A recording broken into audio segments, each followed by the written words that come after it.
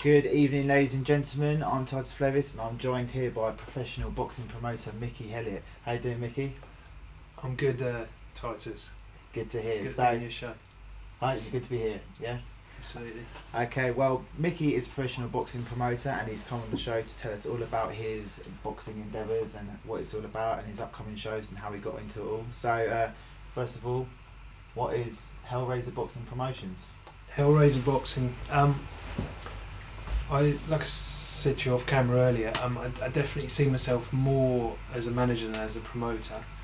But in order to progress the boxers in the way that I wanted to bring them along, I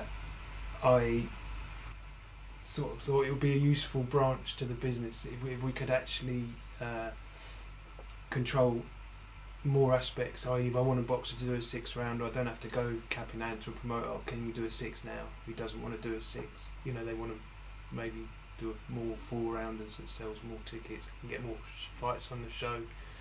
I wanted to be in control of being able to path their careers as I wanted to sort of pave them, and I think that's a big part of developing a fighter, not being sort of locked into hundreds of 4 rounders before they step up. And so I started promoting myself, sort of reluctantly at first, because more the boxers saying, geeing me up into doing it. And last year I think we ran probably more shows than anyone else, managed now more boxers than anyone else in the country.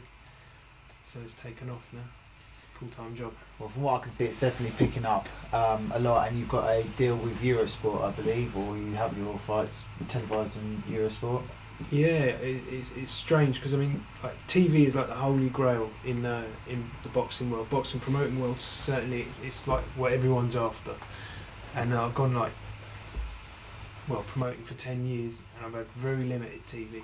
I've had maybe 4 Eurosports before this year, and I did a Channel 5 a few years ago.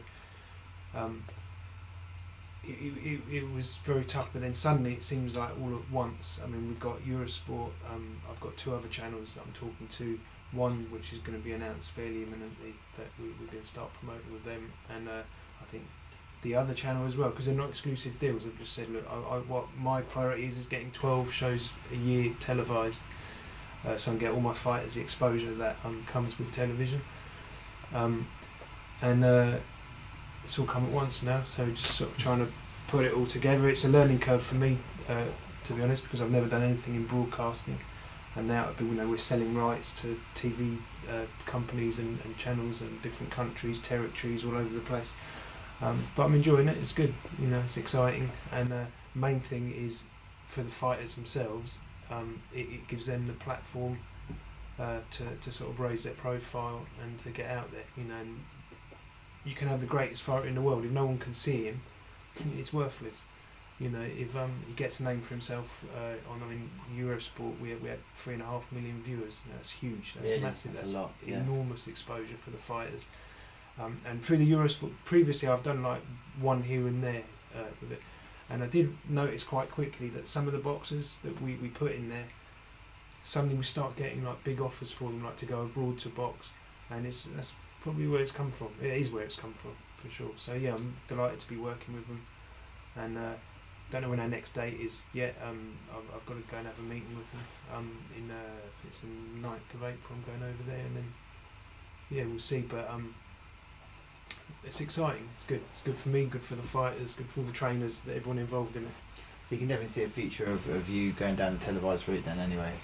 Pardon? You can definitely see a future for yourself going down the televised route. Absolutely, definitely, 100%. At first it wasn't even that much of a consideration for myself, but I think having now seen the benefits that the fighters have from that exposure, now I'm 100%. We need to get at least one a month on TV. If one channel comes and gives me 12 dates, then I would sign an exclusive deal with them. But the way I have to do it at the moment is sort of duck and dive and make it happen, whichever way I have to. And it's all right. Look, it's going to happen. So as with anything, you've got to test your options, see what works best for you, and then take it from there, I guess. Yeah, so. And we're still going to do the non-TV shows. We do a lot of, I do more non-TV shows than TV. I still want to do that, and I think actually see, like the TV shows, it's so much exposure that you could sort of ruin a fighter before he's ready for it. If you put him on and he makes a mistake, or he has a bad night, or he has an opponent that if he'd have fought him 3 fights down the line, he'd be ready for him, but now he doesn't quite shine against him. So he might win the fight, but doesn't really look so good. And I think that could be quite damaging to his marketability. Whereas putting having the non-TV shows, maybe we can bring some fighters on there, and then when they're ready for it, pop them over onto the... I suppose it depends on the fighter as well. Some might thrive off the pressure and the limelight, others might, struggle a bit with it as well, perhaps. Definitely, and I think there's also an advantage to the fighters from like boxing on the undercard in those events, because I'm thinking if I can get the more TV shows I can get, I have found, like you say, that sometimes I'll develop a guy and I know, right, this boxer, he's maybe an 8 out of 10, right, he's an 8 out of 10, he's an 8 out of 10. Boxers on TV, suddenly, some of them, they'll be an 8 out of 10, they go on TV, they become a 9.5 out of 10. But some of them, 8 out of 10, they go on TV, they become a 5 out of 10. Mm.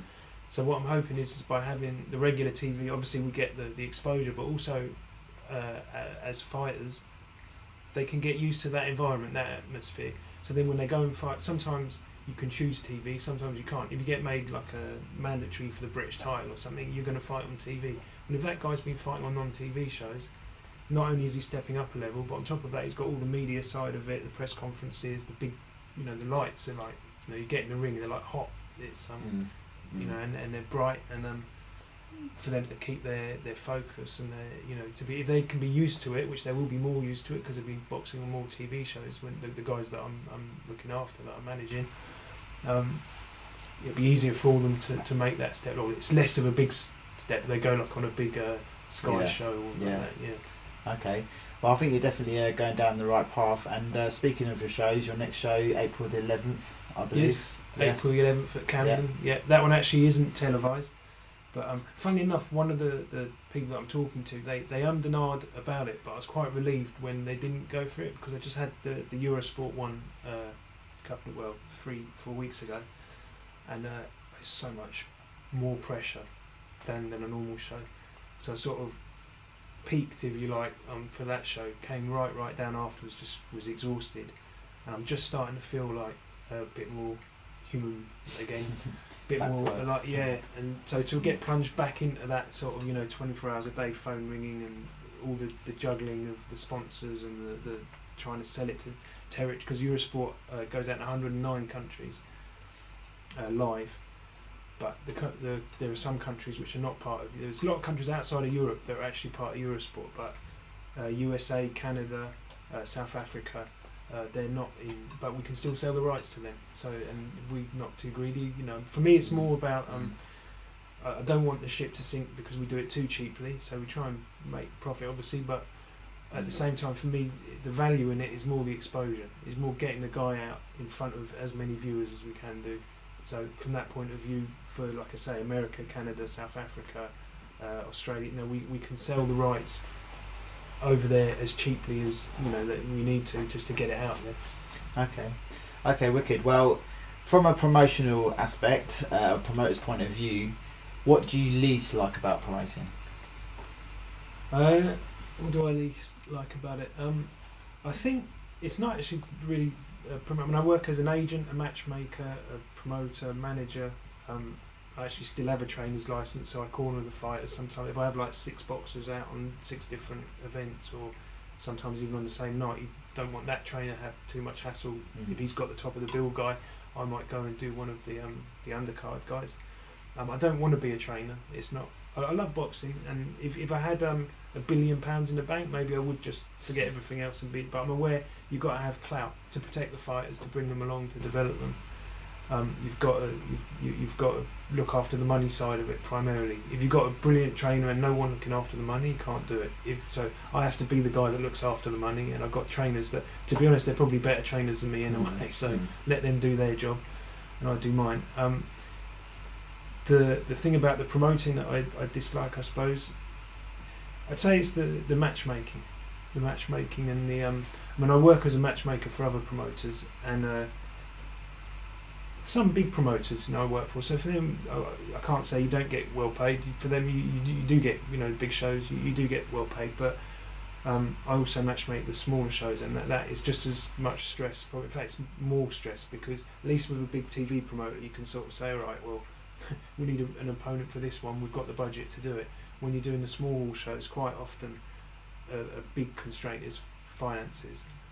And like these guys that are promoting without any TV, they got a massive problem, because if your guy, he might not even be selling the tickets. You don't know often that, till the day before. You've got to book foreigners because there's no one at that weight. People pulling out at the last minute. I mean, I sort of complain about it, but every time that I complain about it, I always remember also, well, I've made good living from boxing, and actually it's because boxing is how it is, and the fact that I was prepared, I committed myself. My phone used to be on 24 hours a day, and I work with South America, and the US, I work with Eastern Europe, so my phone would start ringing early from Eastern Europe, and it would finish ringing very late with America, with South America. It's because of the nature of the business being so volatile and so uncertain that I sort of thrived, because I was prepared to commit myself. I was a single guy, young, very ambitious.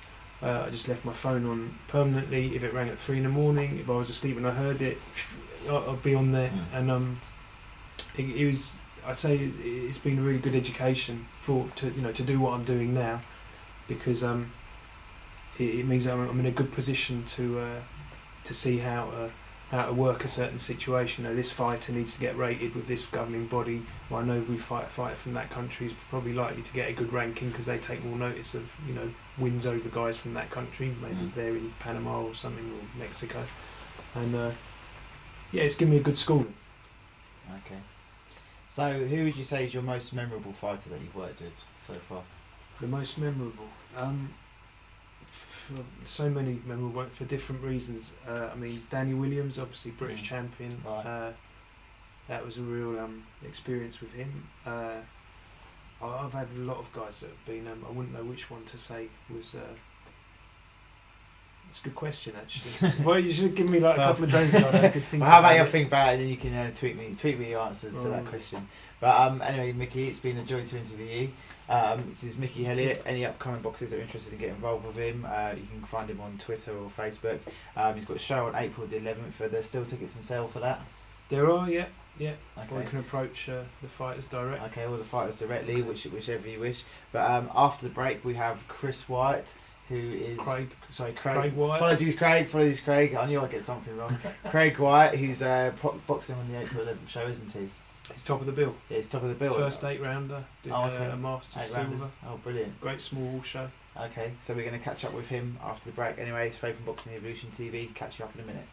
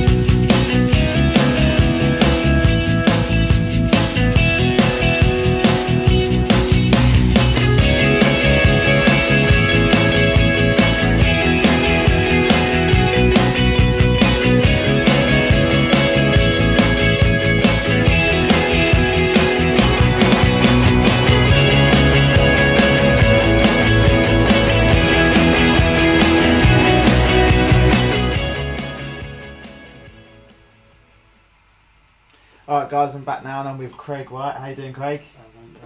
Yeah, I'm good, thanks mate. So, looks like you've been in some hard sparring this week. Yeah, good bit of sparring today. I sparred Wednesday, Danny Ibox Gym, good bit of sparring with Petite, and sparred again today over Tony Sims Gym in Essex with Martin Wald. He's a good kid, he's a featherweight. And yeah, just caught me with a little shot and just gave me a little nip under the eye. So good. You always need the hard sparring for the in that's it, preparation for yeah. the fights. Got prepared properly, didn't you? Some people think that it's actually better to have the battles in the gym. The hard sparring should be the sparring should be harder than the actual fight itself. Yeah, you need hard sparring sometimes. You know what I mean? I think you've got to mix it. You've got to get it right. Don't be sparring hard all the time. Not good for you. But yeah, you do need some hard sparring. So obviously you'll prepare properly. Foul prepare to foul. So it's your first 8-rounder. Yeah. And how you feeling about that? Yeah, I feel alright. I feel quite confident. I'm headlining the bill at Kansas at King's Cross in just under 3 weeks now. Yeah, 3 weeks a day. So I'm happy and excited about that. It's a Masters title, so it's my first title shot. So I'm looking forward to it. Stepping up the rounds and just go from there. Is there anything you've changed in your training regime in preparation for this? Yeah, I mean, me and obviously my coach sat down and spoke about things, changed things, obviously up in the rounds and sparring, certain things we're doing, like conditioning, strength, runs, etc. Like just extending the miles on things and the training really. So it's going good really, enjoying it. And what's your kind of diet like? My diet's quite strict, it's quite good low. Obviously, I'm down at super feather now, so I'm down from lightweight. So obviously I've got to make sure I'm on my weight. So I follow a fairly strict diet and high protein. And do you ever get cravings for pizza or anything like that? Yeah, you do get cravings. You get cravings for loads of stuff. And how do you deal with that? Just get on with it. Yeah, just go on. You don't ever have a little cheat day here and there? No, I mean, I suppose say it's 8 weeks away from the fight, and yeah, you probably could. But as it gets nearer, you don't. I suppose. That's It's all healthy stuff now. Okay, so let's talk a little bit about how you got into boxing, what age you started, the gyms you started at, that kind of stuff. I first started when I went to gym when I was about 11. Started at Rose Hill Boxing Club. Boxed there for a good few years. And when I was about I had 13 fights for them. Then I went on to Epsom and Yule, done a season there, and then I went to the Fitzroy Lodge. And I was at a lodge for about 6 years. I'd say about 6 years. That's probably a lodge for. Where I had the majority of my fights. I basically had all my senior fights at the lodge. I had 40 odd senior fights for them. I boxed in the ABAs and that for them.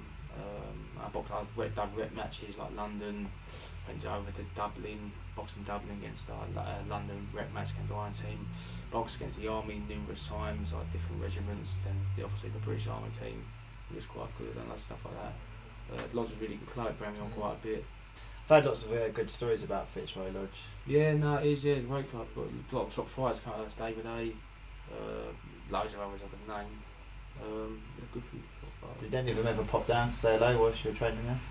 When we was down there, we had a few pros that used to come in during the day and that. Obviously, our actual amateur side was meant to come in the evenings, you wouldn't see them as much.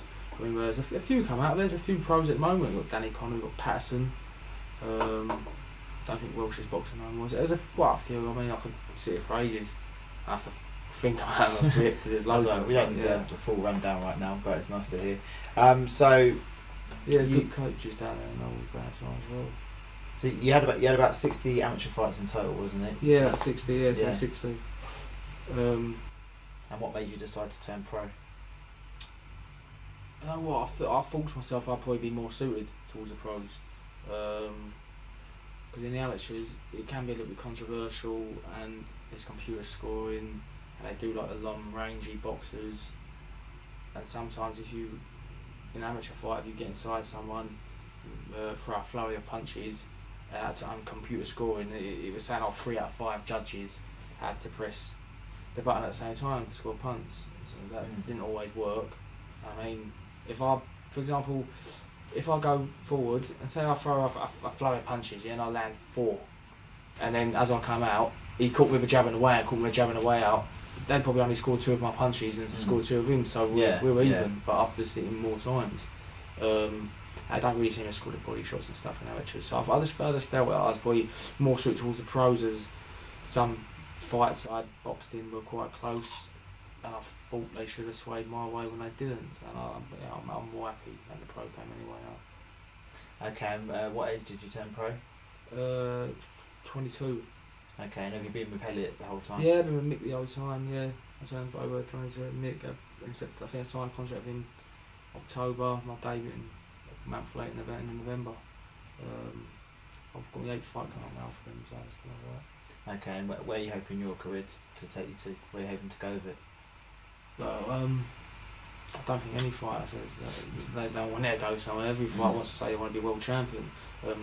Realism, not everyone is going to be world champion. Obviously, I want to get to a higher level. I want to get to British at least. That's what you got to aim for. I mean, if you've got no vision of you getting somewhere, you ain't going to get nowhere. If I'm just going to say I'm going to have about 10 fights, might want to. Well, some people are in it just for money, aren't they?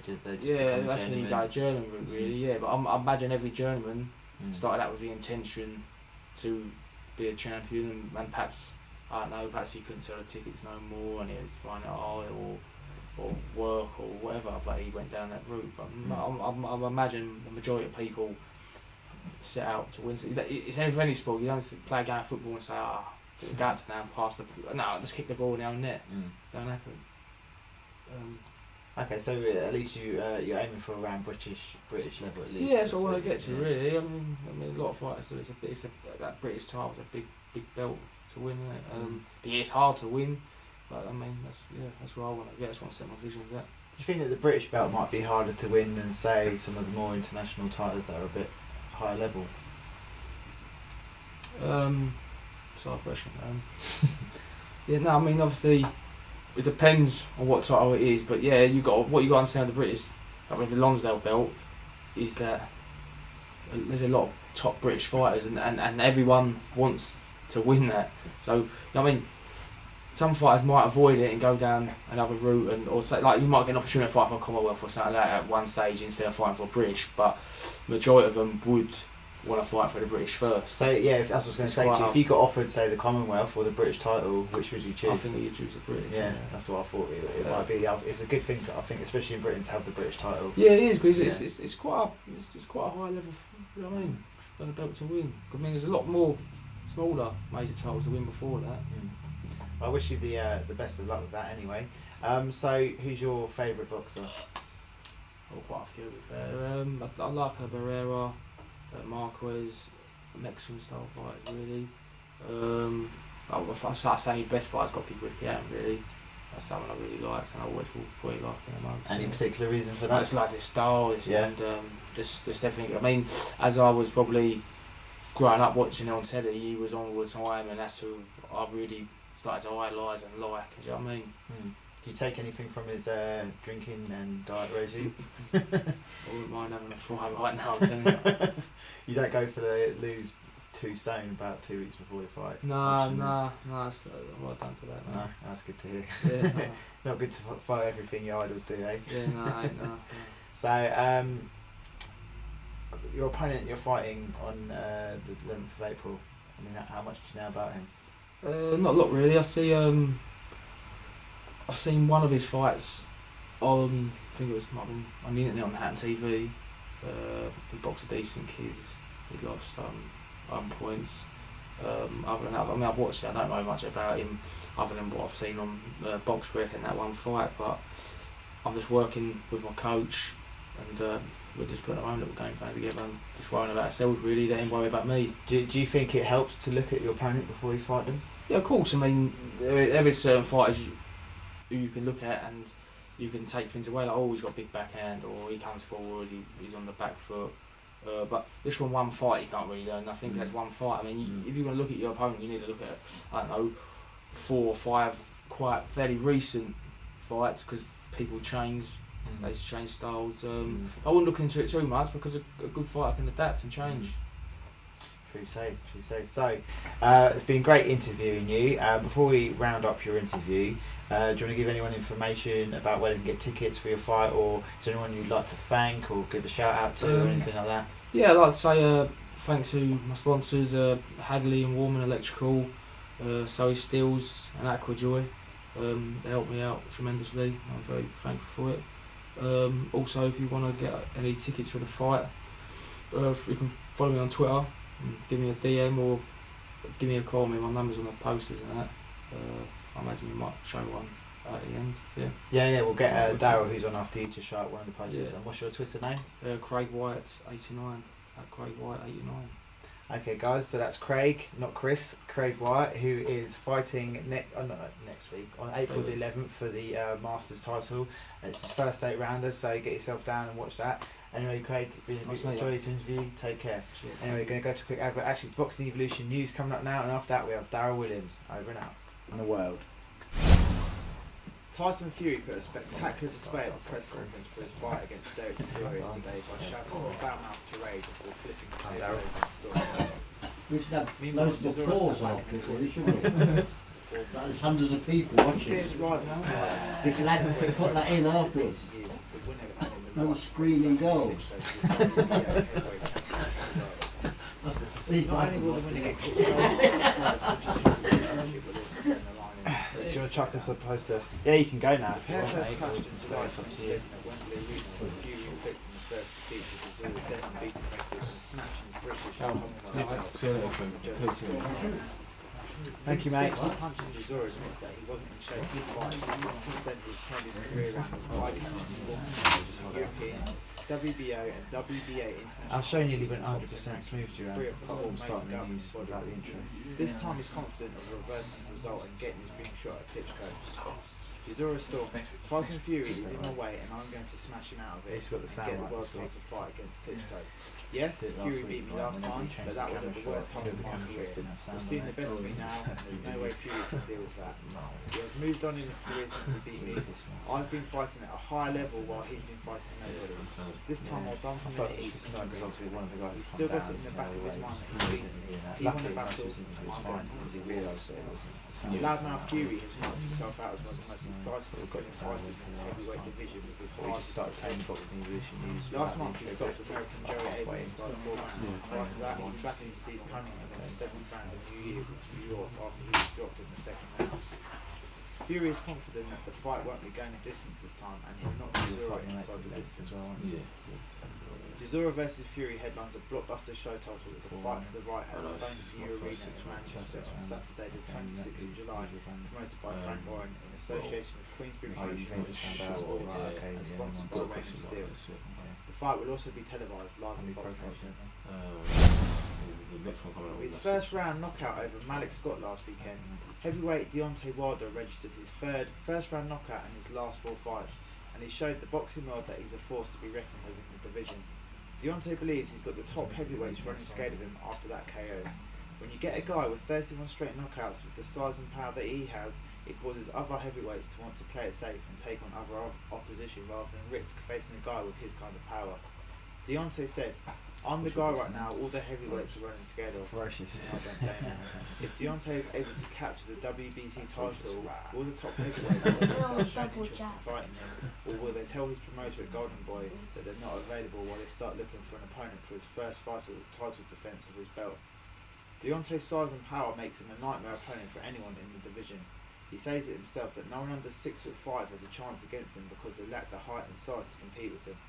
Well, Tyson Fury, you're 6'9". Do you think that you have what it takes to take down the Bronze Bomber? American boxer Floyd Mayweather Jr. may have made the mistake of picking Argentinian pugilist Marcus Maidana as his next opponent in their May 3rd bout. One of his expected last fights to turn out to be his first defeat, boxing experts warn. Martinez said that Maidana would have a fair chance of winning over Money Mayweather, but he has to cut off the ring and throw massive amounts of punches in each round. He also needs more consistent efforts against Mayweather, but Alan Fox of Boxing News 24 thinks otherwise. Fox said that a Maidana win is only possible if Mayweather will plant his feet and fight in a stationary manner similar to how Adrian Broner, who Maidana beat. Fox noted that Maidana's punches sometimes land in the back of the head like his bout with Broner in December 2013, and he acknowledged that kind of punch is dangerous even for Mayweather. Robert Garcia, Maidana's trainer, said he will train his fighters to throw 100 punches per round to win, which he admits is not an easy task, but not impossible. Maidana likewise believes he has a fair chance. He told Boxing Scene, "I wanted to earn this fight, to remain in history of the Argentinian boxing. That's why I wanted this fight very much. It's a very big opportunity for me, and I believe that with this type of punches I throw, I can knock him out."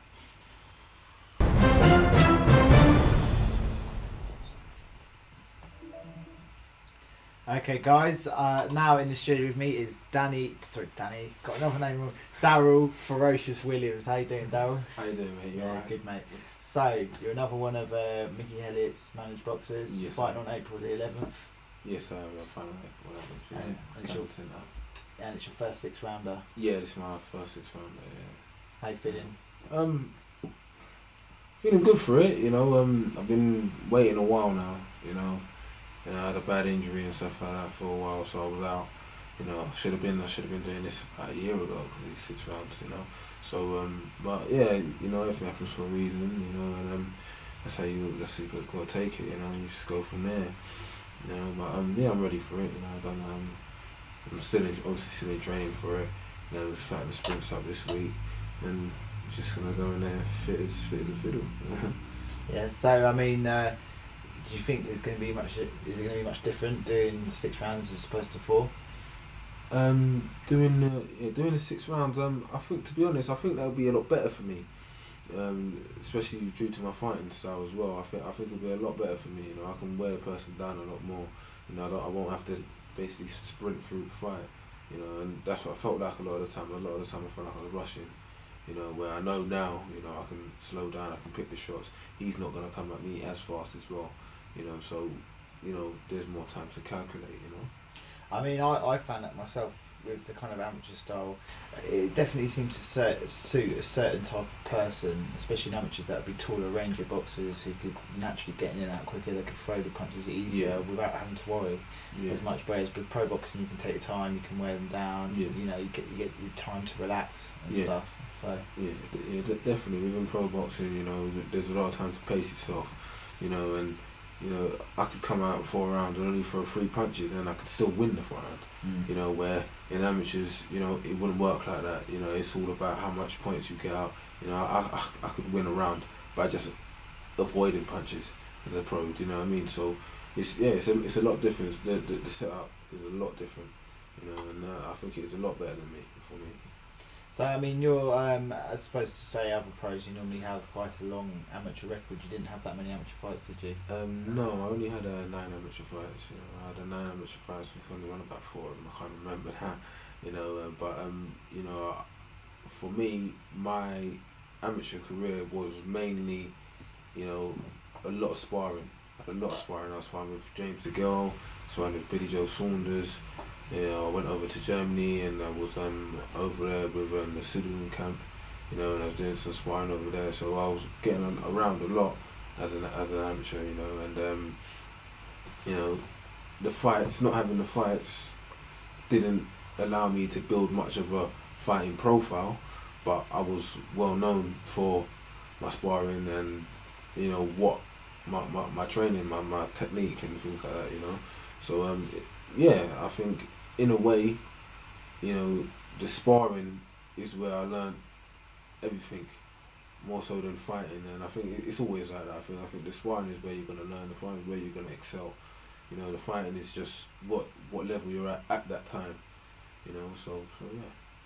And I believe that you were also asked by Tyson's trainer to come and join them.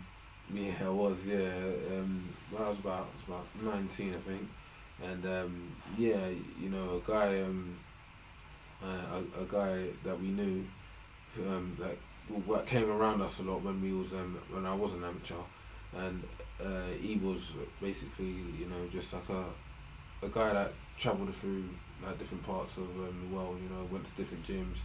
You know, got to know the trainers, spoke with the boxers. You know, made stories about it.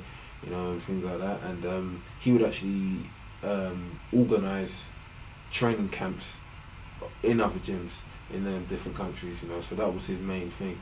And he went over to Catskills at a point, and there was a DVD of one of my fights, and he showed Kevin Rooney, and he was really interested in it. You know, he was intrigued by it. The first thing he asked is, how did he learn to fight like that? Because that style's not taught over there. You know, so you know, he wanted me to come over, you know, and for silly reasons I couldn't get over there, you know, and you know, it just it was quite heartbreaking, to be honest, because I was so interested in Mike Tyson. I was so interested in that fighting style, you know, and it would have just made things so much better for me to go over there. I was being phoned by, you know, Channel 4, Jonathan Ross show. You know, there's so much things going on. If just that I could have took that plane flight, you know what I mean? So yeah, it was a bit of a letdown for me, but as I said earlier, you know, everything happens for a reason, you know, and I met today. Do you think that opportunity is still there? If perhaps one day you can go back? I do think the opportunity is still there. I don't think an opportunity like that can really go unless you yourself change. You know what I mean? It won't be hard for me to say, all right, I've saved up a bit of money, I'm gonna go over there, I'm gonna make him aware of who I am, and you know, start training over there. Once he sees what I'm capable of, it's all down to what they want to do. Do you know what I mean? Okay, brilliant. Well, you know, I hope that you someday do manage to get hold of that opportunity. You never know what will happen, but you know, maybe it will happen, maybe it won't. But who knows? So what will be will be. But so what actually got you into boxing? To be honest, you know, what really got me into boxing, I didn't actually plan to, you know, go to boxing and start having fights. You know, to be honest, you know, I used to have a lot of street fights when I was young. So what happened is one day I just went to a gym. To do some weights, and you know, I heard a few guys punching about upstairs. So I went upstairs, and I joined in. And ever since that day, I never stopped. I just never stopped. I just carried on going. You know, some of my friends that came with me at the time when we was going to do the weights, and you know, they had a muck about up there as well, but it just wasn't for them. You know, it wasn't for them. I was interested in fighting. I liked fighting. You know what I mean? That's what it was. You know, I just liked fighting. You know, and then I just do you think no? Do you think that it kind of kept you out of fights, getting involved in boxing? Yeah, definitely. From I started doing boxing, my attitude started to change towards certain things. You know, and yeah, from then on, you know, the training calmed me down a lot. You know, and made me, you know, realise that I had something else. You know, I didn't have to just be a little brawler or a little street fighter or whatever. I could actually do something with what I had, with my tempo. I could channel it into something, you know. And yeah, the boxing has done a hell of a lot for my life. It changed me a hell of a lot, you know. And I'd never change it, you know, for anything. You know. I mean, where do you think your life would have been without boxing? I don't know. To be honest, it was, you know, it was just going one way really. You know what I mean? It was just going down a black hole. Yeah. You know, and then, you know, that the boxing was the light. You know, and then that's it. I went for it. You know, at the time I was going like college, just doing stuff like that, but it wasn't for me. I wasn't really interested. You know, I was doing it to try and find a way out, but you know, it wasn't for me. This is what was chosen for me, I believe, and this is what came to me, and I just went for it.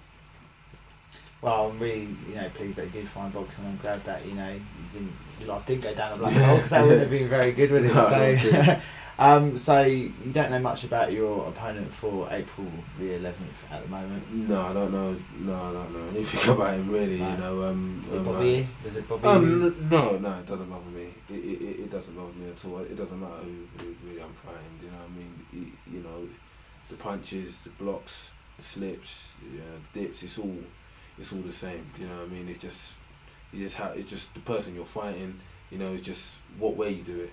You know, and that's it. It doesn't really bother me who I step in there. And like I asked Craig earlier, I mean, how far are you aiming with this? Oh, I want to go all the way. Yeah. I want to go all the way with it. You know, there's I believe that, you know, you can create your own limit in your head. You know, so if you think, oh, I'm not that good enough there, or you know, you're looking at some fighters that are on a higher level, you're looking, I don't think I could fight him. You've already stopped yourself from reaching that level. I don't think there's anybody that I couldn't find a formula to beat. I don't think there is. You know, there's always a way around something. You know, and that's how I look at it. I want to go all the way. I can only stop myself. You know, and that's how I look at life in general. Is there any other areas of your life that kind of boxing has spilled over into and improved? Well, to be honest, you know, it's. Oh, I don't know. I'm not sure. You know, I'm not sure. But it's a bit of a hard one that for me. I think yeah, you know, the boxing. I think the boxing helped me kind of have like a tunnel vision on things. You know, so where now, you know, I've got my girlfriend and everything. You know, where before I was all over the place. You know what I mean? Right. Where now, you know, I've got my tunnel vision. I'm with my girlfriend. I've got my son. You know, and everything's just straightforward. You know, and I think the boxing. That's the cause of it, really. You know, it's given me. Is boxing something you're gonna get your son involved with? Yeah, he's already on it. Yeah. He's already on it. I haven't personally started on him yet because you know, I wanted to get a bit older first. So when I do start telling him certain things, he can understand properly. You know, where now he's a bit young, so I let him have the fun with it. Does he come in and watch you and support you? Oh yeah. He Yeah. comes to support. Yeah, he comes Yeah. to support. I can hear his mouth up, mate. I suppose that's probably quite a motivating factor to Yeah, him definitely. as well. Definitely, yeah, it's a definitely motivating factor. You know. Okay, so how long have you been with Helliet Promotions now? I've been with Helliet Promotions now for about 5 months. About 5 months ago with Mickey now, and what happened is you know, God bless his soul, my previous manager before Mickey Helliet, was Dean Powell. You know, he died you know, about like late last year. You know, he died late last year. You know, and it was a bit you know, I thought that it was the end for me, that because, you know, he without him, you know, I thought, where am I gonna go? How am I gonna get fights?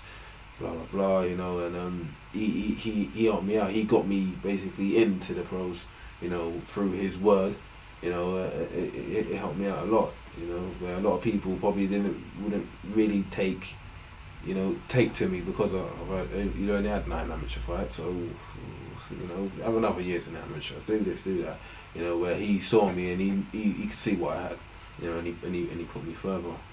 You know, but yeah, no, I've been with Mickey for about 5 months now, and you know, it's been good. It's been good. He's already, you know, he's got me here. You know, he's got me here with you guys now. You know, he's got me at Shepperton Studios, doing a game for Klitschko's. You know, and so yeah, you know, I've had my first fight with him now. So that was a good fight. That was on Eurosport.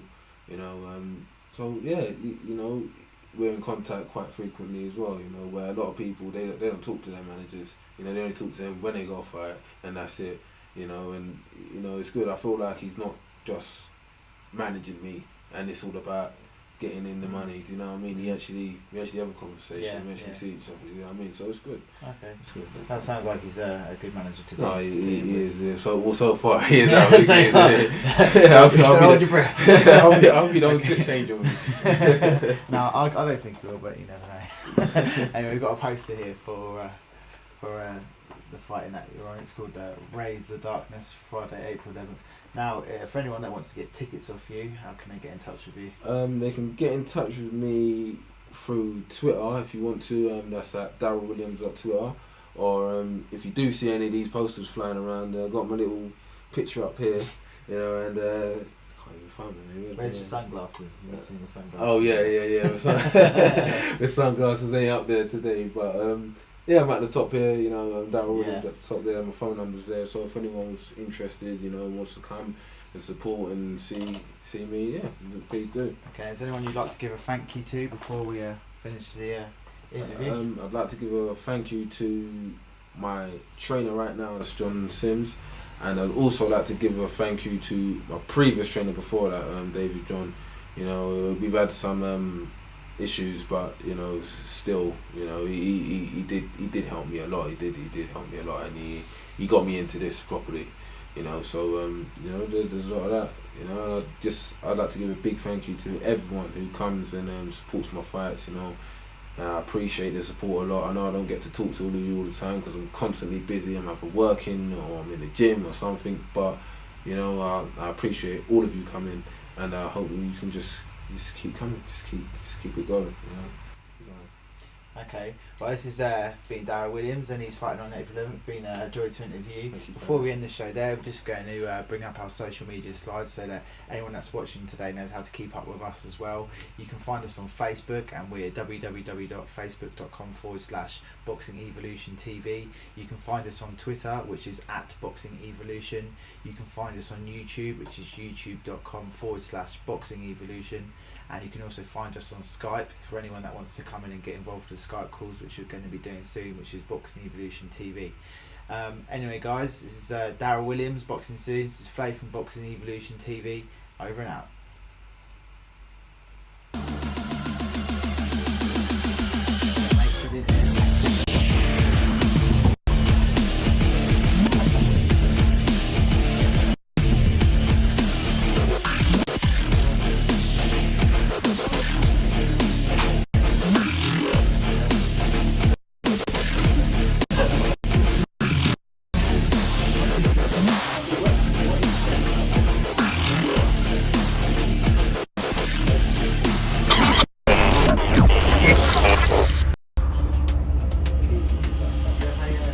That's why I started Boxing Evolution. Yeah. Because this is my whole thing. My whole thing is, that's my.